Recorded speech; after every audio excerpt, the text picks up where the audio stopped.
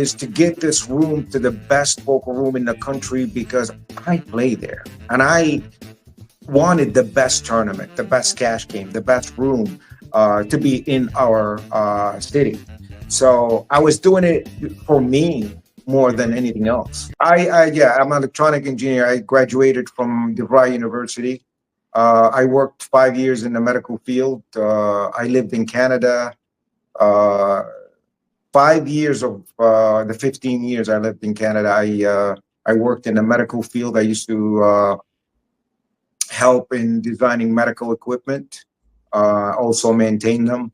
But before I moved in, I quit my job and I drove a taxi for 1 year to save $50,000. And in Canada or Tampa? In Canada. And I drove for a full year, 20 hours every day, and sometimes I sleep in my car. And then I sleep for 2-3 hours, and I draw a taxi again and sleep another 2-3 hours. I used to like live in my cab. What's up, Wally? What's up, Jacob? JD, Hello. the TD at the TGT Tampa Greyhound, and the human solver Shane Melert. What's up, folks? What's up, guys? Hey, Wally. Hello, hello. Wally, let's start with a little bit of background. How you started with the game? Around what year? And was it cash or tournaments when you started? Well, I think the first tournament I played, it was online, Poker Stars, and that's how I got hooked. 2000, I think, 2012. Don't quote me on that, but I played just for fun. A friend of mine said, "Hey, let's play this tournament on Poker Stars." I said, "Okay." So we played a small one, I think for like $50 to win a seat to 250 on a Sunday, and then I ended up doing very good, and I got hooked after that. There was 2,600 players. I ended up 26th, because I slow played kings in the small blind. I just flatted. The guy had 10 deuce of diamond. The flop come king and 2 diamonds, and I couldn't get him off the hand. I check, he bet, I raised, he re-raised, I shoved, he called, and a diamond on the river and knocked me out 26th. But I was hooked after that. I said, it is insane that you remember that hand. For real. It was the first tournament ever.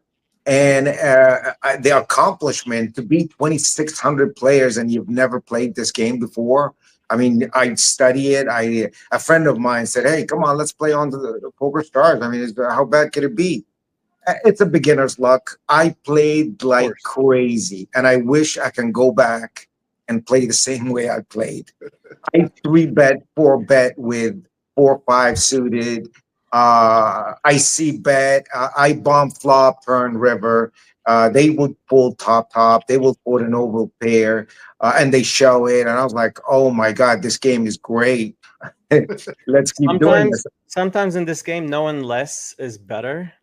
After 9 years, you know what I realize?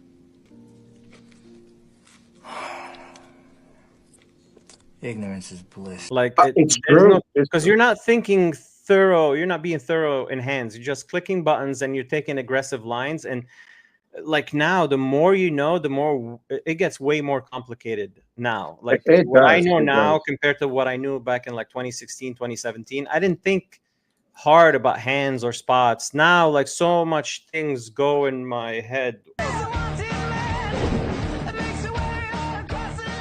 when I'm in a spot. You have to analyze everything. Like when I play poker, especially big tournaments, small ones, I should play them all the same, but I pay attention to my opponent the minute he looks at his cards. I don't look at my cards because sometimes cards are irrelevant to your hand. What I do is I watch how they actually look at their cards. When they look at their cards and they look at it for at least 6-7 seconds, you know they're not holding a good hand. It's marginal hand. Jack 10, Queen 10, 8, 9. Hold that thought. We're gonna get to this later about poker tells and stuff. So background, okay. You fired this tournament online and you won. And then I said, okay, let me find out where can we play. And after that, my first live tournament was at the Hard Rock. It was so why did, like, some people play poker and it's just not their thing. Like they can play, they understand the game, but they don't get hooked like us. Me, like same thing like you. I played a couple times online. I'm like, how did I not know about this game earlier with the psychology, with the bluffing, with like one spot can go in so many ways, like kind of like a butterfly effect, depending on that decision you make. I just fell in love with it. So why did you fall in love with it? Did you have an athletic background? Because it's exact same reason. The beauty of this game is you get to read people's mind. You manipulate people. You make them fold when you want to make them fold, and you make them call when you want them to call. Things like that, you know, it stimulates my brain. Every time I get on the table, I am thinking. I'm away from all my worries. If I have anything in my life going on that it's not going the way I want it to, I go to the poker room. I'm in my zone. I forget about everything. That's a very good point. That's like gaming. You just forget about real life, and you're there, present. You enter a different thinking life. about anything outside that game. That's a good point. Exactly. It's like you're entering another world. Tell us a little bit about your background. You have an engineering background, right? Yeah, I'm an electronic engineer. I graduated from DeVry University. I worked 5 years in the medical field. I lived in Canada. 5 years of the 15 years I lived in Canada, I worked in the medical field. I used to help in designing medical equipment, also maintain them. It was a tough job, stressful job, where these equipment are used in a medical operating room, where everything is sterilized and everything, and then all of a sudden the equipment failed, and who guess who we're gonna call? Wally. And Wally's gonna rush to the emergency room, put the clothes on, you know, the what do you call them? The sterilized, yeah. So I go in there and I try to troubleshoot the equipment. It was very, very stressful, but what kind of equipment was it? Imaging equipment, or it was every you could think of. Endoscopy, video endoscopy. We used to use the tubes to, whether it's colonoscopy or gastroscopic or through the mouth. All these scopes, I used to work on them. Believe it or not, they look like it's just a small scope and it's like this, but it takes over 24 hours to rebuild one. And it's all fiber optic and lenses and electronics in it. It's interesting. So that's what, very interesting. Yeah, it was a good thing. Till it last 5 years, I was my own job, my own boss. Nobody interfered with my work until this manager from Harvard University came to the company I worked with and started bossing me around. And that's when I decided, okay, I will never work for anybody in my life. Poker was not in the picture at that point. It was no, it was not, never in the picture. Okay, so 5 years in Canada doing that, fixing medical equipment. When did you do the move to Tampa, and why Tampa? Well, a friend of mine who had a business in Tampa, and he said, I'm looking for a partner. I said, okay, well, I'm in. So I moved in here. But before I moved in, I quit my job and I drove a taxi for 1 year to save $50,000. And in Canada or Tampa? In Canada. And I drove for a full year, 20 hours every day, and sometimes I sleep in my car. And then I sleep for 2-3 hours, and I draw a taxi again and sleep another 2-3 hours. I used to like live in my cab. Anyway, so I moved in here to Florida, and I got my first business and took off. Okay, when did poker come into play? So you moved to Tampa to work with your partner on that business. When did poker? Yeah, and then me and my partner, he used to play on PokerStars all the time. And he was one of my partners in the business, and he asked me, have you ever played poker? I said, no, I know how to play it, but I never played it. So he said, let's go on PokerStars. And we started playing for fun, I think, in the beginning, for free. Do we know him? Can we name him? Or No, I don't even, I don't even talk to him anymore. I don't know where he's at. He's not like nobody that you know or anybody that in the poker room know, because he started poker in 2011, Mm-hmm. and 2013 he was gone, or 14, or I don't know when, but he was gone. Okay. So Look at that stud. yeah, Let's I wish see. I can go back. I wish I can go back to that. I was 195 pounds there. You were a beast. I remember we always talk about this when Lifestyles, it was before LA Fitness. I used to see you at Lifestyles. You were like 200 something pounds. Huge. Yeah. I remember your shoulders and traps. And you Oh were my like, goodness, yeah. you were doing military with like 2 plates. I remember you were a beast in the gym back in those Yeah, days. and what really stopped me is I challenged my trainer to do 3 plates within 6 months after I was doing 2. He said, "There's no way for 6 months you're gonna do from 2 plates to 3. That's Bench going press? like from." I'm sorry. Bench press 3 plates? Yeah. So I used to do 2, like 5, 6, and I said, "Give me 6 months, I'll do 3." And then when I did 3, I actually won the bet. I did it twice. The third time I popped my shoulder, Wow. That's and I could not. 150 kilos. That's 150 kg. That's not a Yeah, joke. it's 300 some pounds, 315 315. pounds. Yeah, that's sick. Yeah, That's crazy. it was sick, but my shoulder just go. I Anybody like, that can do 315, like that's respectable weight. 2 plates. They say it's like, I think like, don't quote me on that. Like 10% of the population or less, like 7% of population of men can bench 2 plates. If you can do 3 plates, you're like in the top 5 percentile. Anyway, let's see the progression on Hendon Mob. Your first score, 2010, Borgata. So what oh took my you God, to I remember that. I remember that. What took you Yeah, to I Borgata? I played 2 tournaments and I cashed in both tournaments in Borgata, I believe. I'm not sure, but as far as I can remember, yeah, it I was mean, fun. most people will have like scores locally. They wouldn't start traveling. You start traveling right out of the gate. Was it? Well, because of that friend, he said, "There's you want to go play this?" I said, "Okay, I'll do it." I mean, like in the beginning, I used to just play mostly weekends because I have businesses and I didn't have much time to play. But after that, I said, "Okay, no more. That's it. I'm done working. I'm gonna just go full-time poker." Really? What year was that when you decided to go I full would time? say maybe 16th or 17, Okay. like maybe, or I'm not good with dates and time and whatever, but I would say around that when I decided, okay, I want to do this full time.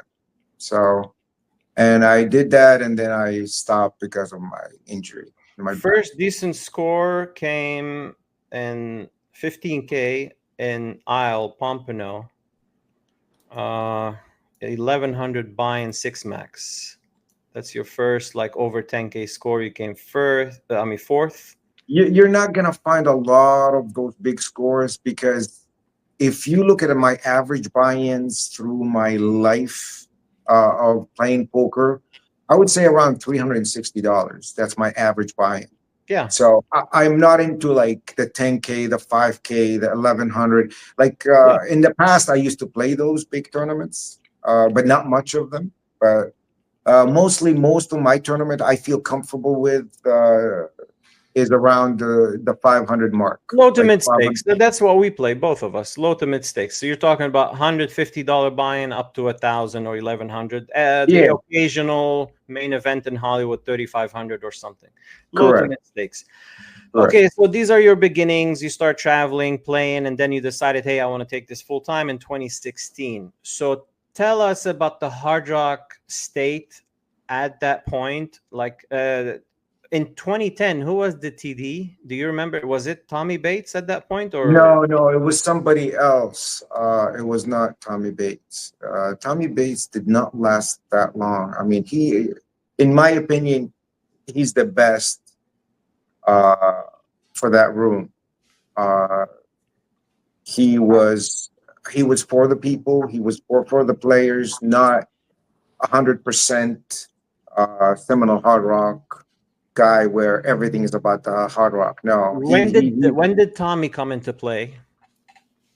Uh, Again, Carl, with dates, I don't want to say a certain date and be wrong. Yeah, yeah, for sure. But at that time, like he came in for probably a year and a half to 2 years. He did a great job.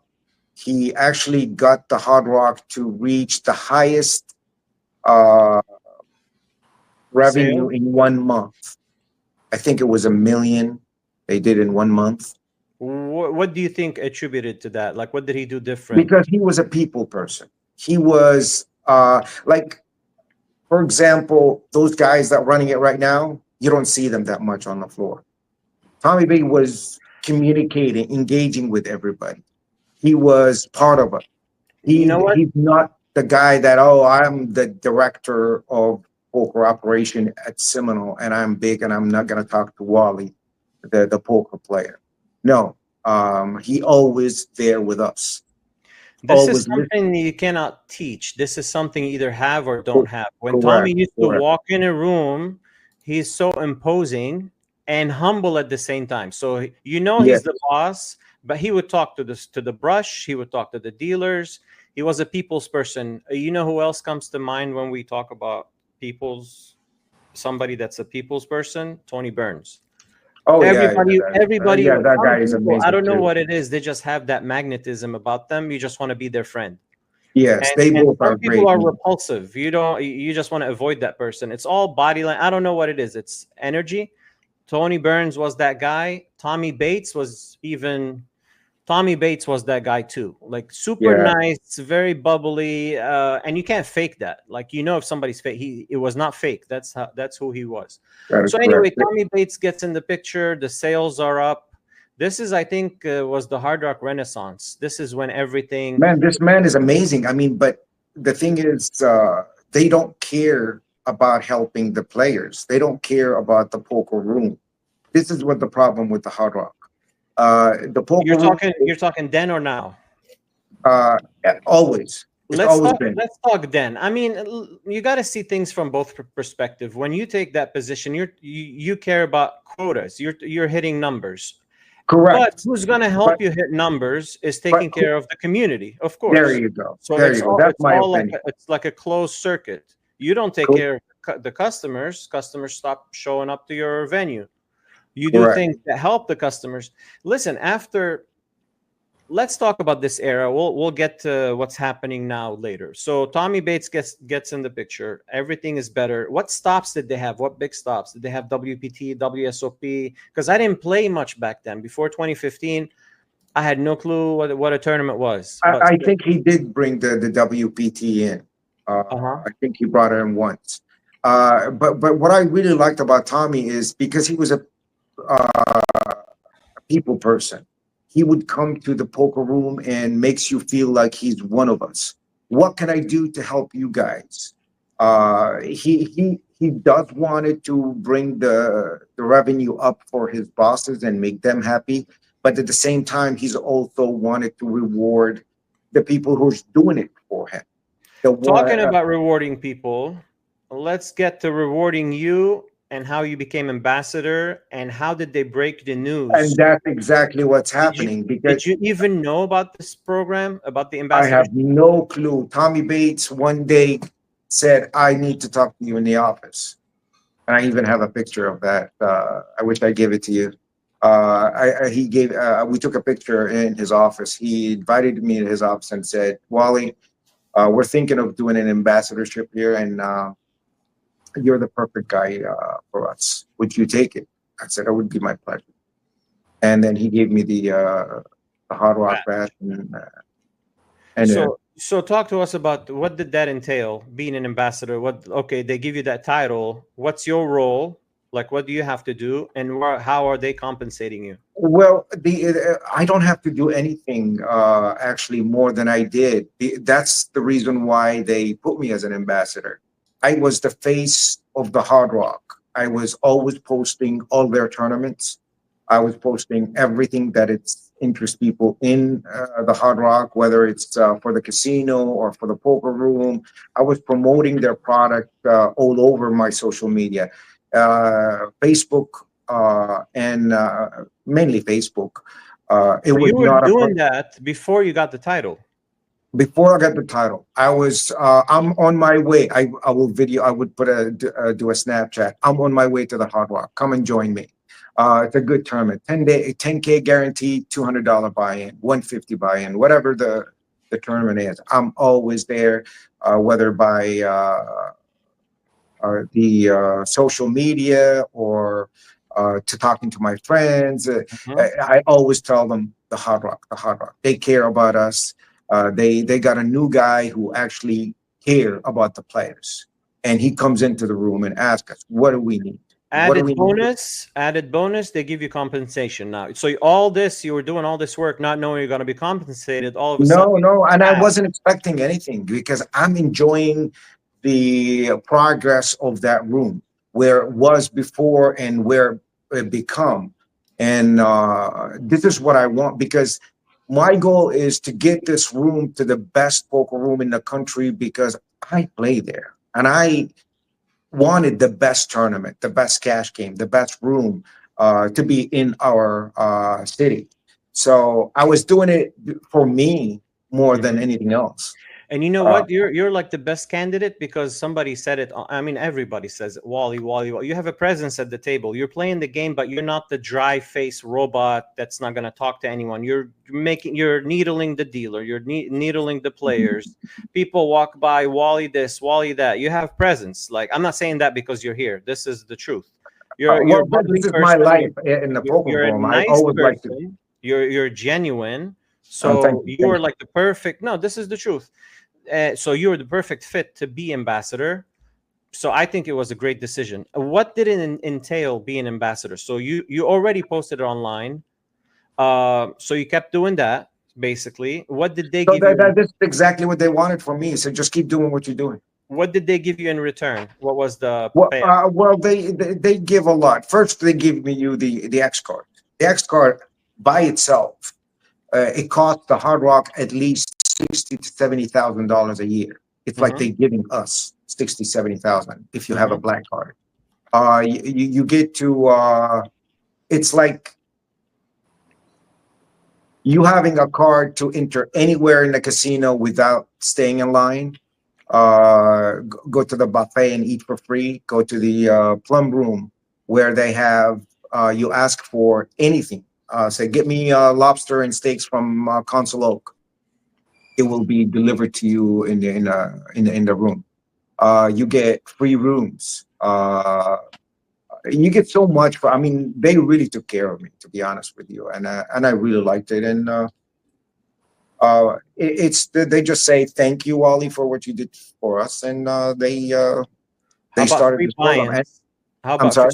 So the X card, it entails free food at the plum room, 24 hours a day, and the buy-ins for every main event they hosted here at Tampa.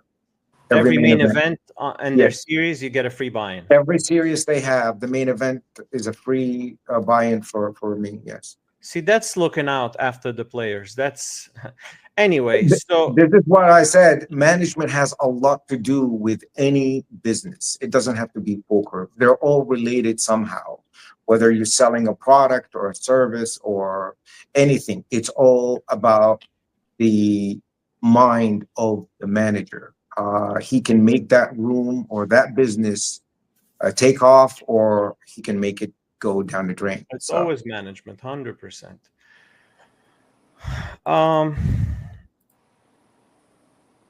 Let's see your number of caches. In Hollywood, you have 82 recorded caches. You're 42nd on the list of the most caches.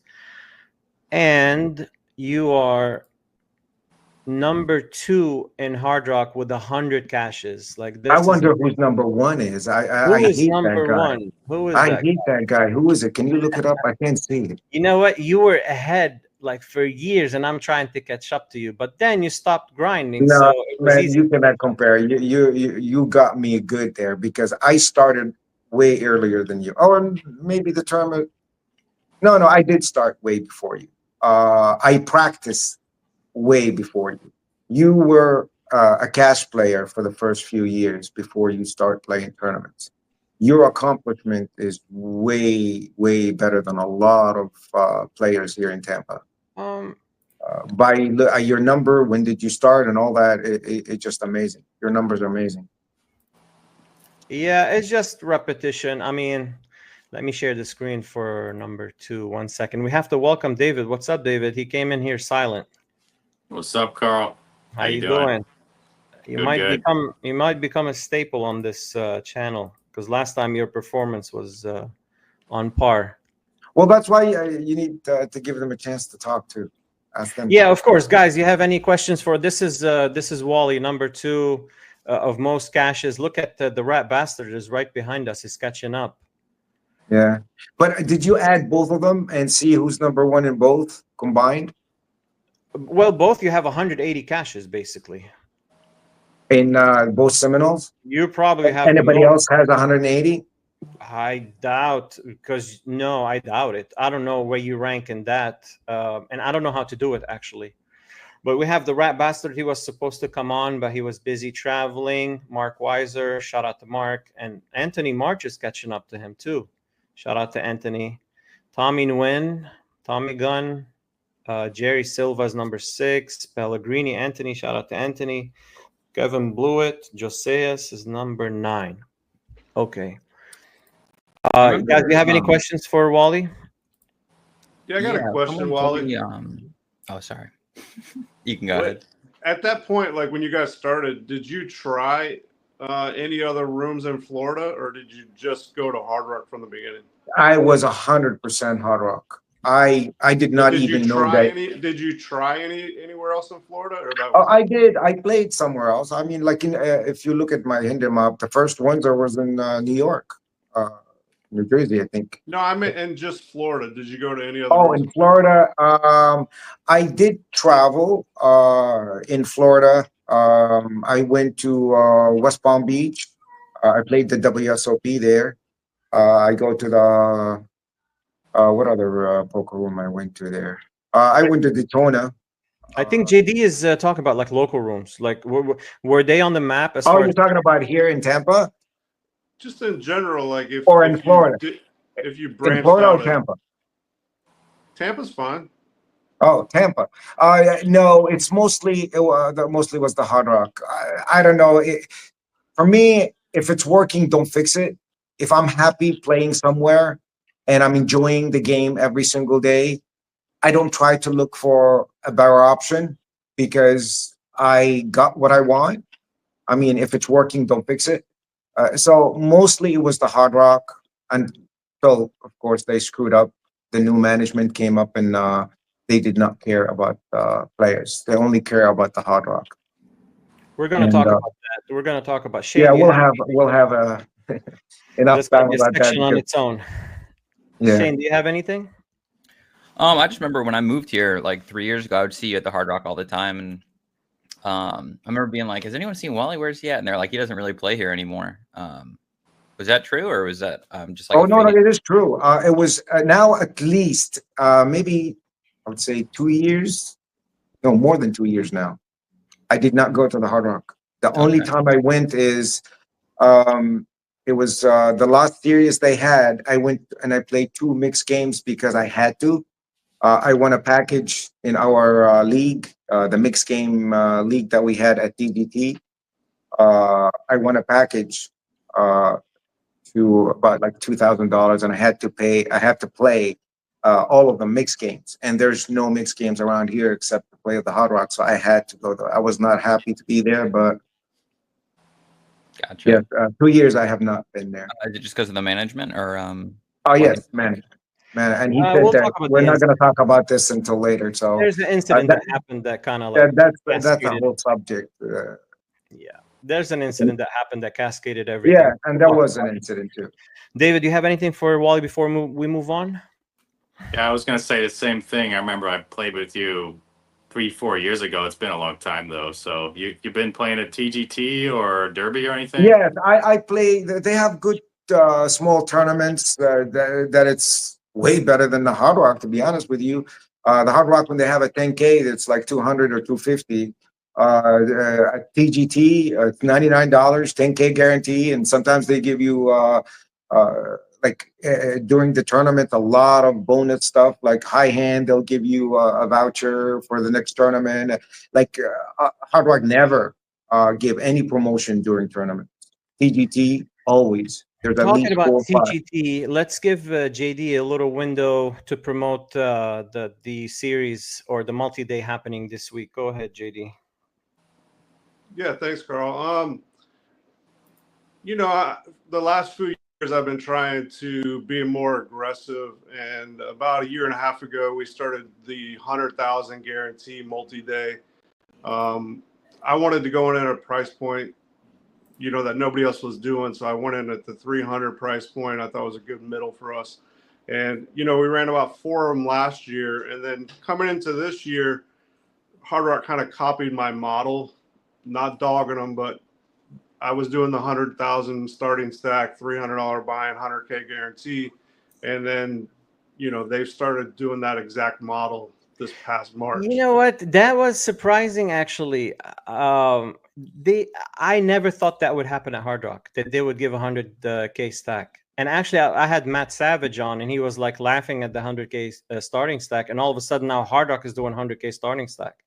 Well, so I think people just like the fact that you're not playing the same tournament of 20,000 chips, 25,000 chips every time you play.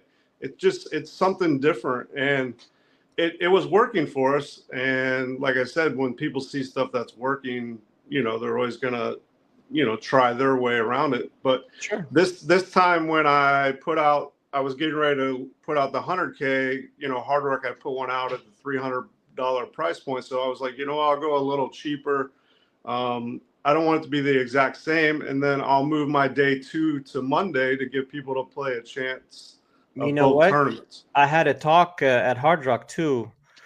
We were guessing who put the event on top of the other venue. Was it like who put it first, and who put did you put it first and Hard Rock put it on top, or Hard Rock put it first and you put it on top?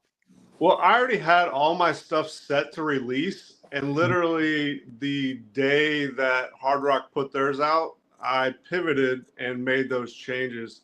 So you must have a mole. By the way, I realized that I have a large mole on my face. Where? What? Where's that mole? I didn't see one. I also realized the irony that I am myself a mole. No one would make that connection. Inside the operation, what's going on? You got a rat. Somebody's ratting you. Ratting out. I don't know. I mean, it's... They told the other party that you're having this event at this date and this structure, and they copied it and put it out first. I'm joking. It's probably a coincidence then. It could be. I'm not here to dog anybody. I'm just, like I said, I pivoted to a little smaller buy-in, and then I moved my day 2 to Monday because we had that issue last time. You know what? Moving it to Monday is genius, because that makes our job easier. If you both had the same day 2 like last time, on Sunday, we're always torn like which event to play. But now that you have your day 2 on Monday, people can plan accordingly. Like we know to bag Hard Rock, Hard Rock, and then play Sunday, and we have your day 2 on Monday, so they don't coincide on the same date. That's genius. Good move on your part. Let me comment on this one. It's not a coincidence. It's not a coincidence that they had the odds of it being a coincidence. So most likely you have a mole, like a dealer. I'm telling you why it's not a coincidence, because the Hard Rock requested from both of them, both management, is to, whenever they have a series, is to post it 3 to 4 months in advance to do advertisement for that. That's the standard. Yeah, that's the standard. Yeah, that's the standard. When you are not doing that, and all of a sudden you come up with another tournament, that means it's not a coincidence. Yeah. Because they would have advertised it way before JD did, before any of that. Sure, it's not a rocket to Mars. So it's not a coincidence. They start email. They start to figure out that TGT is taking some of their pie, and they want a punishment. They want to punish TGT, but it's not going to happen. It's competition. Yeah, they don't want another room to strive when they're in the picture. They always want to be number 1, for sure. For sure. The other thing I wanted to mention is, like players kind of wanted a bigger 1-day guarantee. So last year we did a 52,000 one day. I was the first room to do that. Again, Hard Rock's now kind of copied that model by doing these 1-day 50Ks. But this Friday we are going to do a 1-day 40,000 guarantee that leads into the weekend. So if people are interested in a bigger 1-day guarantee, that is this Friday at 1 o'clock, 220 buy-in. Yep. There it is. 220 buy-in, 25-minute levels, 30K starting. That's a good one too. There you go. And if you flop 4 aces, you're going to get 2,500 cash. So it's a little bonus. Damn. You know, I didn't even know about this till you mentioned it earlier before we started recording. So good thing you mentioned it now. So this is this Friday. So it's going to happen in the middle of your multi-day. So your multi-day is going on, and then Friday you have the single day, and then the multi-day continues Saturday and Sunday. Correct. Nice. And this is the schedule for the multi-day. You have day 1A Wednesday, day 1B Thursday, Friday. They're all 6 p.m., 6 p.m., 6 p.m. And then Saturday you have 2 flights, 12 and 6. Sunday you have 2 flights, 11 and 5. Yep. Nice. And day 2 is Monday at 1 p.m. I like it. So the people that fire the Sunday 5 p.m. can actually get some sleep. Very well. Yeah, I moved it back an hour because of being a Labor Day. Oh, it's Labor Day too. People will be off. Nice. Yeah. Nice. Everybody's super deep. So this is kind of playing like a cash game. Everybody's like over 100 bigs. The shortest stack is like 70 bigs. So everybody's super deep. How late are they in the tournament? Beginning of the tournament. There's like 71 left out of 79. So early stages. Everybody's super deep. See some of the. Shane, what do you think about the flat with King 9 from the small? Yeah, I don't like it much. I think it's much better to just like 3-bet here and use this as a bluff. The cutoff and button have like really wide hands. They're late position.